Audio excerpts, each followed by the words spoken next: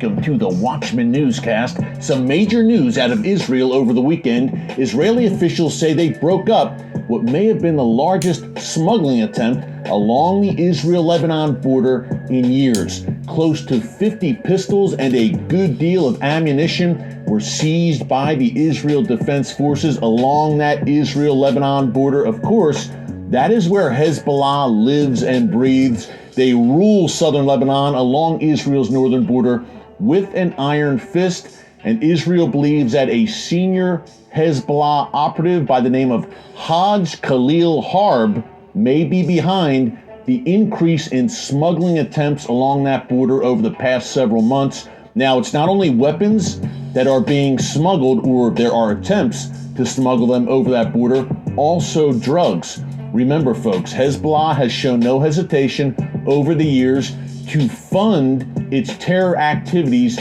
through drug money. They do that to great effect and with great success in South America, in particular, a place called the Tri-Border region where Argentina, Brazil, and Paraguay meet. Hezbollah for years has been involved in drug trafficking there. Now, according to one Israeli TV report, the destination for these smuggled weapons would have been radicalized Arab Israelis, likely in northern Israel and around the Galilee region. So, folks, essentially what we would have is the proxy of Iran, Hezbollah, using Arab Israelis as their proxy to attack Israel. Hezbollah is being very cautious right now in terms of when they will attack, and they are choosing their spots very carefully.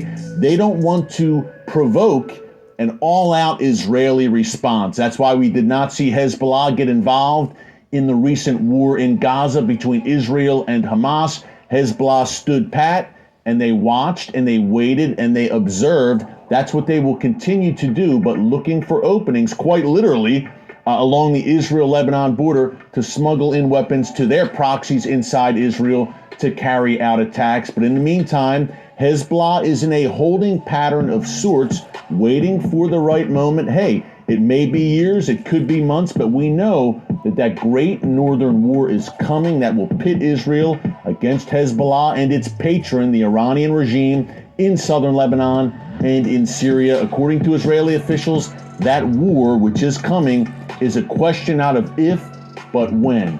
In the meantime, Lebanon, where Hezbollah has made the southern portion of that country its home base, Lebanon, folks, is on the verge of collapse, quite literally, an economic and political disaster. Israeli Prime Minister Naftali Bennett commented on the situation a few days ago, saying, yes, Lebanon is indeed on the verge of collapse. Israeli officials are watching the situation there very closely. And he also said, this is what happens to countries where the Iranian regime has a presence. He was very accurate there. Of course, Iran has had its hooks in Lebanon, in particular in southern Lebanon and in Beirut since the 1980s, courtesy of its most lethal, most powerful proxy, Hezbollah. And it's hard to argue with what Bennett said. Folks, look not only at Lebanon now, but Yemen, Syria, Iraq, Gaza. These are all regions, areas, states in the Middle East where Iran has a heavy presence, where they are using proxies, and basically where Iran has states within a state, courtesy of their proxy forces. And the same sadly appears to be happening in Lebanon right now. Will Iran and Hezbollah attempt to take advantage of the chaos? To give you an idea of how dire the situation is, I can't put it any better than this article in the Times of Israel did over the weekend. Lebanon is grappling with a raft of shortages, including gasoline, and the government is discussing lifting subsidies it can no longer afford, amid what the World Bank said is one of the worst financial crises since the 1850s. Folks, that's Lebanon right now. This article goes on to say that the local currency in Lebanon has lost more than 90% of its value on the black market, and Lebanese state electricity companies are providing less than 5 hours of electricity a day in most areas. This sounds more like Gaza than it does Lebanon, right? That is how dire the situation is getting.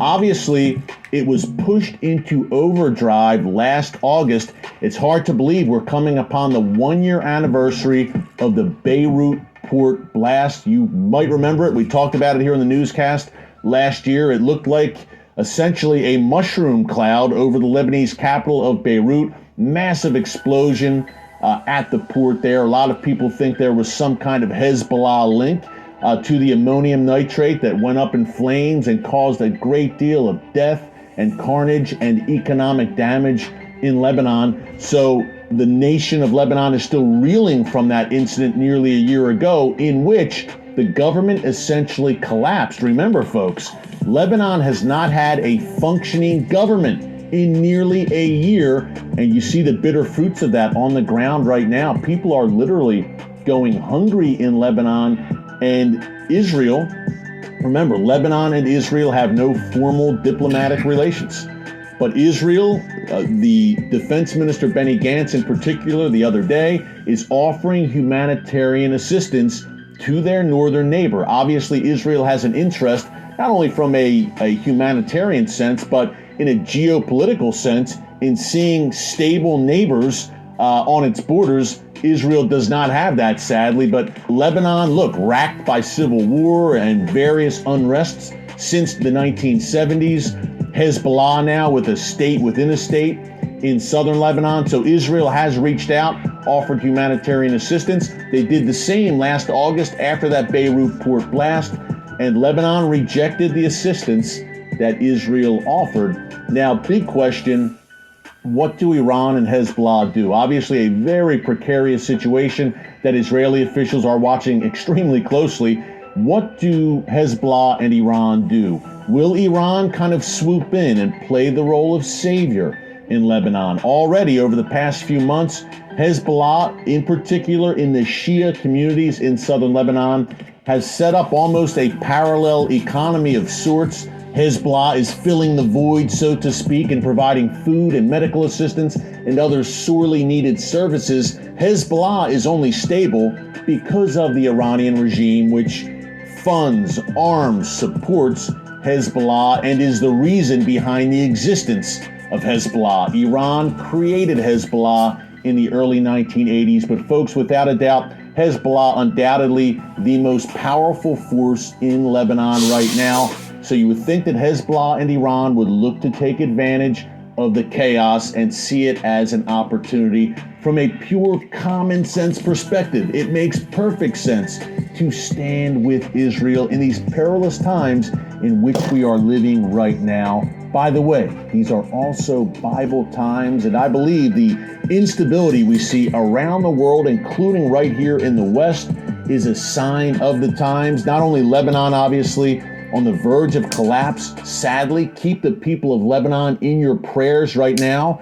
Also, keep the oppressed people of Cuba in your prayers today, folks. The largest demonstrations to break out against that tyrannical communist regime in decades taking place in Cuba, the Cuban regime moving in to crack down violently on any dissent. So keep the situation in Cuba in your prayers.